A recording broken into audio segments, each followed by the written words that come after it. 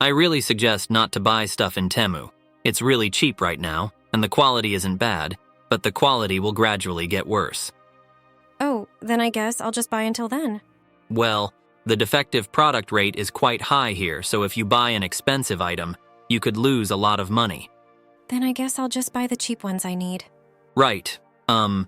Right now they're expanding their business and selling at a huge loss, but they can't keep this up forever. Isn't that a good thing for the buyers? Well, I guess so. But just hear me out. Stealing designs and being oppressive to partner companies are things even American companies do, so I'll let that slide. Claiming that your products are cheaper because you cut out the middleman is a well-worn argument that every e-commerce platform in the world makes, so I won't hold that against that either.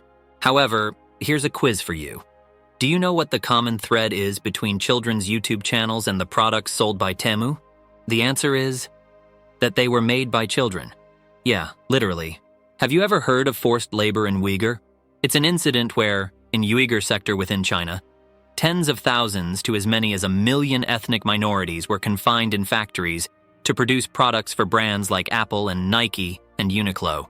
Not only that, but it has been revealed that female detainees are subjected to torture and rape every night, including electric shock torture, and are denied food if they fail to memorize books related to President Xi Jinping. While China naturally denies these allegations, the US and Europe have classified these acts as human rights abuses comparable to those of Nazi concentration camps and have banned products made in this region. So what do you think will happen? The unsold products will start piling up, right? But here's the creepy part.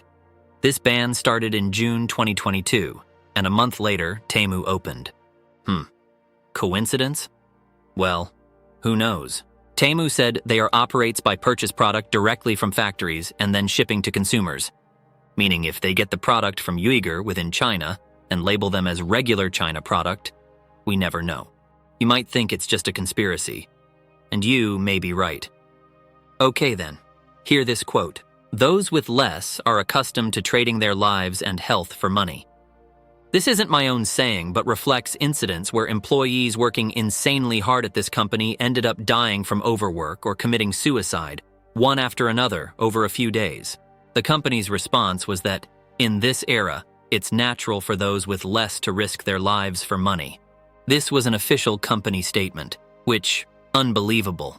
But it also making it somewhat believable that they could force minorities into factory slavery. When Temu was questioned about using products from controversial regions, they stated they've never specifically banned or investigated such goods, not exactly admitting, but not denying either. If true, it implies that within China's already low-cost production environment, products made through near-slave labor are being sold even cheaper through loopholes, exacerbating human rights abuses with each purchase.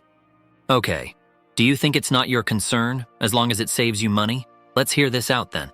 Another reason you should avoid Temu involves a hidden virus on your phone. Temu's parent company previously attempted to enter the US market with a different product, but semi-failed when Google removed their app from Android phones, a rare occurrence for such a large company. An expert once labeled it as having the most dangerous malware, a zombie virus that persists even after the app is deleted. Despite allegations that Temu sells customer information for profit, it's possible they have reformed and made Temu secure. Although Temu nearly faced removal from the Apple Store over privacy issues, it might be safe now. Even though numerous reports suggest an increase in spam emails after purchasing products from Temu, if you believe it could be coincidental, the decision is up to you.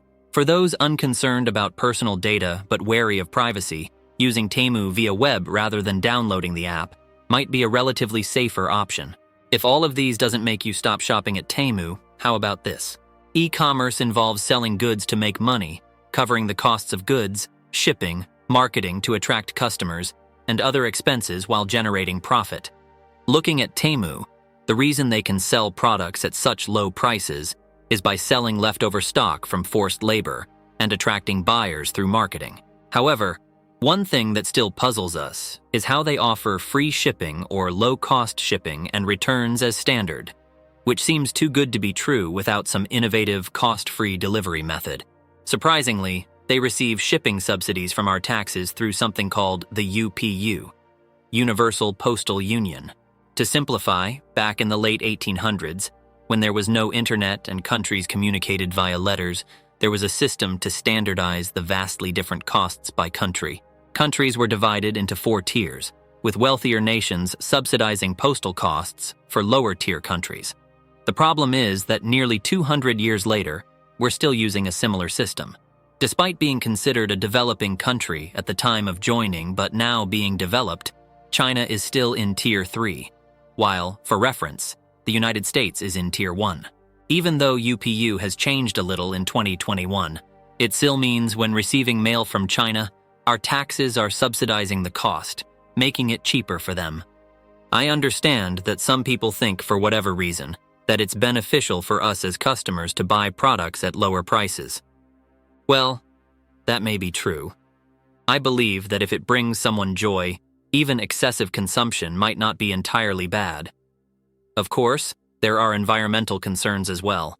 However, what if this involves selling personal information, supporting practices that exploit people akin to slavery, and using our tax money in the long term? I find myself hesitant to click the buy button.